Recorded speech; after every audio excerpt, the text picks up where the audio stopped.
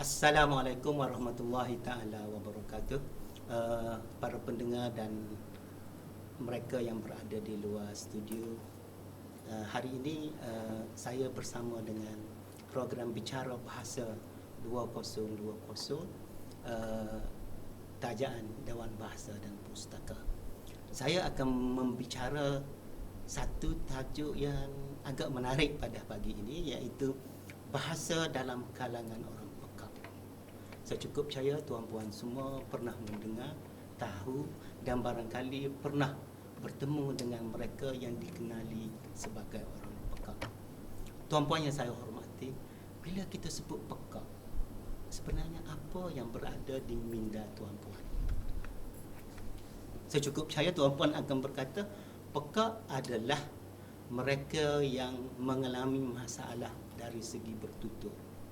Tuan-puan, hari ini saya nak kupas tajuk ini dengan lebih mendalam supaya kita semua akan mendapat sedikit maklumat. Daripada maklumat ini, barangkali kita boleh menggunakannya untuk membantu orang-orang pekak hidup dengan lebih berkualiti sedikit. Okey, apabila kita sebut pekak, secara umumnya kita akan mengatakan orang pekak adalah mereka yang tidak boleh mendengar. Tuan-puan, tahu tak? Bukan setakat tak boleh mendengar orang pekak ni. Akibat daripada tidak boleh mendengar itulah orang-orang pekak mengalami keperitan hidup dan hidup yang amat susah sekali.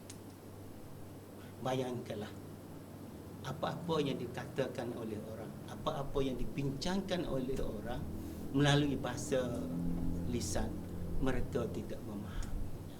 Okey. Jadi tuan-puan, kalau kita tengok dari segi kategori ataupun sekarang ni kita guna perkataan kluster, virus COVID-19 ini menimbulkan satu perkataan kluster. Sebenarnya merujuk kepada kumpulan-kumpulan orang tertentu. Apabila kita sebut pekak, pekak itu memang orang yang tak boleh mendengar. Tetapi kalau kita menyukat kebolehan mendengar mereka, mereka boleh dikategorikan kepada beberapa kategori orang pekak. Umpamanya satu pekak. Pekak yang pertama ini pekak yang tidak boleh mendengar. Kalau baling bom selagi pun, kalau kita kata bunyi kuat sekalipun, dia tidak akan mengendahkan terhadap bunyi berkenaan. Ini adalah orang yang pekak betul. Kategori yang kedua ialah yang pekak teruk. Yang pekak teruk ini adalah mereka yang boleh mendengar sedikit-sedikit. Dan kemudian pekak sederhana dan pekak sedikit. Selalunya apabila kita sebut tentang pekak, kita akan kata mereka tidak boleh bertutur. Memang betul pun. Tetapi pekak dengan bertutur ini dia dua kumpulan manusia yang berbeza, tetapi ada perkaitan. Biasanya orang yang tak boleh bertutur ini dikenali sebagai orang bisu. Mereka bisu berpunca daripada pekak. Tetapi ada orang pekak yang boleh bertutur. Mereka itu adalah orang pekak yang saya sebut tadi, kategori yang boleh mendengar. Tetapi pendengaran mereka berbeza dengan kualiti pendengaran kita. Kalau orang bercakap, kita dengar semua, A hingga Z. Dan kekuatan yang kita dengar itu adalah kekuatan sebagaimana yang dipertuturkan oleh orang. Tetapi orang pekak yang pekak sedikit ini ialah dia mungkin boleh mendengar, tetapi pendengaran yang tidak sama sebagaimana kita dengar. Sebab itulah kalau kita tengok kategori-kategori orang pekak ini, kita akan lihat ada yang boleh bertutur, ada yang menggunakan bahasa isyarat sepenuhnya. Ini adalah berpunca daripada kebolehan ataupun kekuatan yang dia boleh mendengar bunyi berkenaan. Okay? Orang pekak kalau dia bertutur, dia tidak bertutur seperti kita. Kalau dia bertutur seperti kita, sebenarnya dia tidak pekak. Kalau orang pekak itu boleh bertutur seperti kita, dia sebenarnya tidak pekak. Tetapi teknologi sekarang sudah boleh membantu orang pekak untuk bertutur. Yang ini kita tolak ke tepi dulu. Yang saya nak bincang hari ini ialah orang-orang pekak yang boleh bertutur sedikit-sedikit dan orang pekak yang tak boleh bertutur langsung. Okay. Yang boleh bertutur sedikit-sedikit ini ialah orang pekak yang boleh mendengar.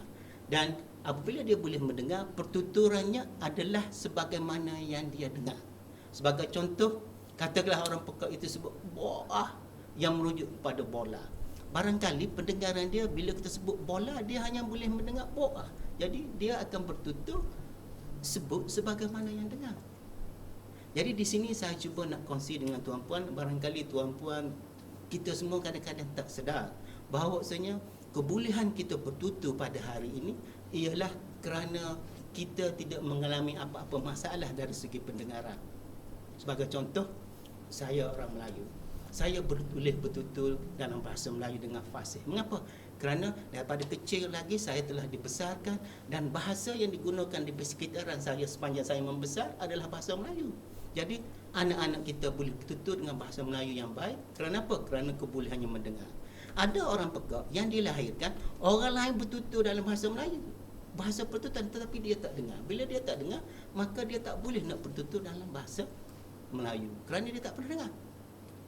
Satu perbandingan yang agak menarik barangkali, saya nak bandingkan. Saya tak pernah mendengar pun bahasa Rusia. Boleh tak saya nak cakap dalam bahasa Rusia?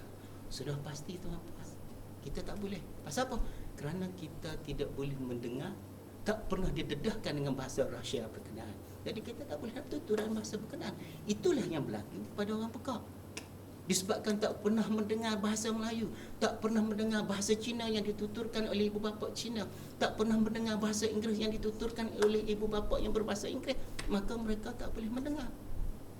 Tetapi Allah Maha Kaya, Tuhan Maha Kaya, walaupun mereka tidak boleh mendengar, Allah memberi satu alternatif lain bagi mereka untuk berkomunikasi, iaitu melalui kita kata bahasa gerak badan, iaitu menggunakan segala anggota badan untuk berkomunikasi supaya membolehkan orang yang dia berkomunikasi itu dapat memahami. Tapi sejauh mana mereka dapat memahami bergantung pada persekitaran kekerapan mereka berinteraksi dengan orang Perak berkenaan. Tuan-puan, itu adalah pengenalan kepada Perak, dan saya cukup percaya daripada keterangan saya tadi tuan-puan dapat memahami sedikit sebanyak punca Perak, mengapa orang Perak boleh bertutur dan mengapa sebahagiannya tak boleh bertutur. Dan akibat daripada Perak inilah, saya nak ulangi sekali lagi, orang-orang Perak mengalami kehidupan yang sangat perik dan derita hidupnya. Okey, tuan-puan, itu tentang Perak. Sekarang saya nak cerita sedikit tentang bagaimana kita nak mengenali orang Perak ni. Pasti yang pertama ialah mereka tidak boleh bertutur. Itu common ataupun biasa. Tetapi kalau kita nak mengenali orang Perak, mereka memiliki ciri-ciri tertentu. Sebagai contoh, apabila kita bercakap dengan kadar kekuatan suara biasa pada jarak yang biasa sekitar 2 kaki, mereka tak mendengar. Kita panggil dia, Aminah, nak ke mana? Dia tak memberi respon terhadap pertuturan kita. Maka orang itu bolehlah kita anggap dia mengalami kepekakan. Ataupun satu lagi, apabila kita bercakap dengan jarak 2 kaki, iaitu pertuturan biasa, kita tanya dia, Chong, awak dah makan? Dia paling dekat kita, dia bertanya, apa? Itu tandanya seseorang itu mengalami kepekakan. Dan kepekakan yang dialami oleh Chong tadi ialah bukan pekak terus, pekak mungkin sedikit-sedikit, yang mana dia boleh memberi respon terhadap bunyi. Sebab itu kalau kita berada dalam situasi orang ramai, janganlah kita menghalakan telinga buat macam ni, nampak kita itu mengalami seperti orang pekak, sedangkan kita tidak pekak pun. Jaga personality, jaga keterampilan kita apabila kita berada di khalayak ramai. Jangan sekali-kali mempamerkan kita memiliki ciri-ciri kepekakan. Okey, tuan-puan, satu lagi ciri yang kita akan lihat kepada orang Perak ni, apabila mereka tidak boleh bersosialisasi ataupun mereka tidak boleh bersama-sama dengan orang biasa. Okey, kalau kanak-kanak, mereka tak boleh bermain dengan kanak-kanak biasa. Kerana apa? Barangkali kanak-kanak apabila mereka bermain, mereka mempunyai aturan-aturan tertentu untuk bermain. Apabila tidak patuh pada aturan, mereka akan disingkirkan daripada pergaulan. Begitu juga dengan orang Perak dewasa. Apabila mereka berada dalam konteks sosial, mereka tidak boleh mengikuti perkembangan perbincangan dan sebagainya yang dibincangkan oleh orang biasa, maka mereka tersisih.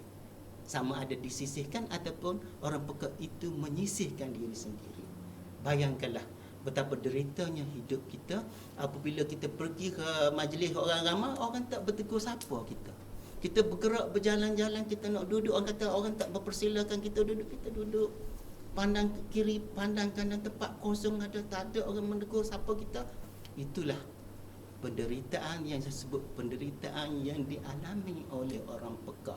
Sebab itulah mereka kalau boleh tidak mahu berada bersama-sama dalam majlis yang mana majlis itu dikuasai oleh orang yang berpendengaran biasa. Okey? Dan mereka sangat gemar bercerita, tetapi bercerita kepada orang yang boleh memahami cerita yang akan mereka ceritakan. Saya nak bawa satu contoh. Pada percutian tahun lepas lah, saya dengan family saya pergi ke Switzerland.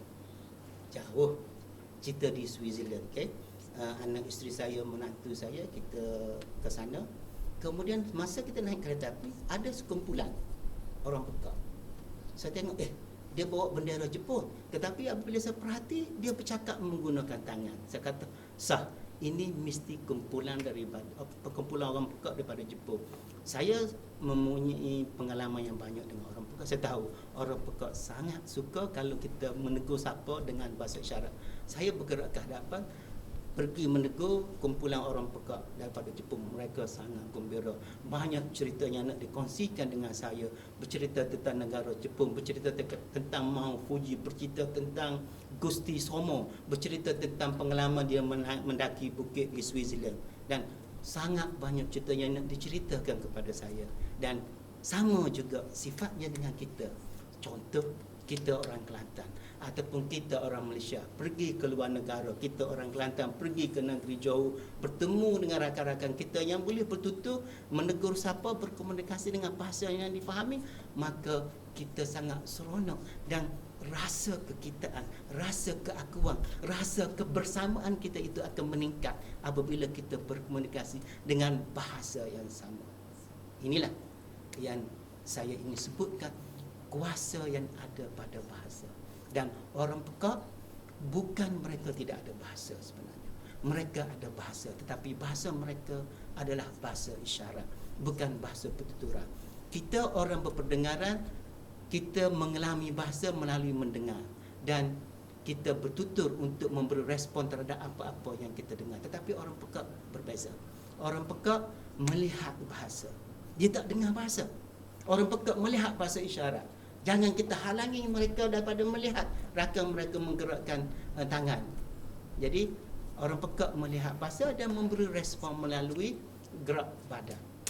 Okey, kita mendengar bahasa, memberi respon melalui bahasa pertuturan. Itu sedikit sebanyak berkaitan dengan ciri-ciri orang peka. Tuan-puan, tadi saya telah sebutkan ada beberapa kaedah ataupun cara orang peka berkomunikasi. Pertama, melalui bahasa isyarat. Okey, bila kita sebut bahasa isyarat, bukan orang peka saja yang menggunakan bahasa isyarat. Kalau kita lihat dalam persekitaran kita, contoh, pagi tadi saya daripada rumah jumpa di simpang 4, traffic light tak ada, polis ada. Polis pun menggunakan bahasa isyarat juga.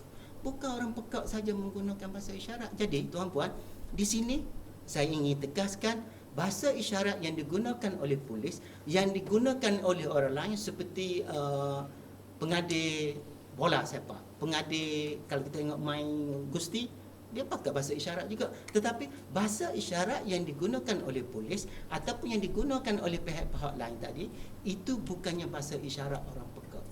Itu adalah bahasa isyarat yang digunakan untuk tujuan tertentu oleh golongan-golongan profesional ataupun golongan-golongan tertentu. Tetapi bahasa isyarat yang digunakan oleh orang peka ini berbeza.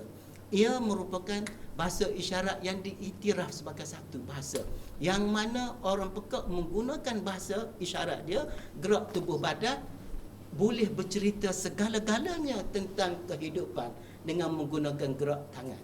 Tetapi kalau polis tadi, agaknya boleh dia balik ke rumah, dia menggunakan bahasa isyarat, menyatakan kepada isterinya dia nak makan masak ikan patin tempoyak. Boleh tak dia nak buat dengan bahasa isyarat? Saya cukup percaya tak boleh. Pasal apa? Kerana polis tadi menggunakan beberapa isyarat untuk tujuan tertentu saja. Begitu juga dengan referee bola. Tiup, right? Itu saja. Tetapi bahasa isyarat untuk orang peka ini, subhanallah, kekuasaan Allah membolehkan orang pekak bertutur, bercerita perkara yang telah berlalu, perkara yang akan datang, perkara yang sedang berlaku melalui gerak tubuh badan sebagaimana kita menggunakan bahasa pertuturan kita. Itu saya nak sebut tentang kekuatan bahasa isyarat itu sendiri. Tetapi malangnya, kerana orang pekak hidup dalam masyarakat majoriti yang bertutur, maka mereka adalah kumpulan minoriti. Barangkalilah suatu hari nanti di mana-mana, kalau mereka lebih ramai daripada kita, maka kita pula akan jadi kumpulan minoriti daripada kumpulan mereka. Mereka menggunakan gerak tangan, mimik muka dan sebagainya, kita pula terpinga-pinga. Sekarang ni kerana kita ramai, mereka terpinga-pinga dan mereka terpaksa ikut majoriti, kerana inilah alamiahnya kehidupan kita. Okey, disebabkan itu saya berani mengatakan, berbanding dengan orang-orang OKU yang lain ataupun orang kurang upaya yang lain, OKU pekak ni juga dianggap sebagai sekumpulan OKU. Penderitaan yang dialami oleh orang pekak lebih dahsyat berbanding dengan penderitaan yang dialami oleh OKU lain, kecuali mereka yang hilang akal. Orang buta sebagai contoh, kita tengok, hei, kesiannya ke dia, kita cepat-cepat nak pergi bantu dia. Kadang-kadang orang buta tak memerlukan bantuan, marah pula dia kepada kita. Saya boleh berdikari lah kerana adanya tongkat. Tapi orang pekak, kita tidak dapat mengecam mereka. Kalau duduk dalam majlis ini sebaris dengan kita semua, kita tengok tak ada pun, comel pun, tak ada apa-apa. Tetapi masa kita bercakap, baru kita tahu dia bergerak tangguh. Nama saya ini baru, oh pekak rupanya dia. Jadi tuan-puan, saya ingin menggulungkan siri ini. Pertama, konsep pekak tadi saya cukup percaya tuan-puan telah faham. Yang kedua, betul-betul komunikasi yang boleh kita guna untuk berkomunikasi dengan orang pekak. Yang ketiga, percayalah kepada saya, derita orang pekak tidak tertanggung. Salah satu tanggungjawab kita ialah membantu mereka supaya mereka boleh hidup sebagaimana hidupnya kita, dan hidup dengan penuh berkualiti. Dan untuk rumusannya, saya rasa cukup sudah perbincangan kita tentang konsep pekak dan derita yang dialami oleh orang pekak. Sekian, terima kasih. Wabillahi taufiq wal hidayah. Assalamualaikum warahmatullahi taala wabarakatuh.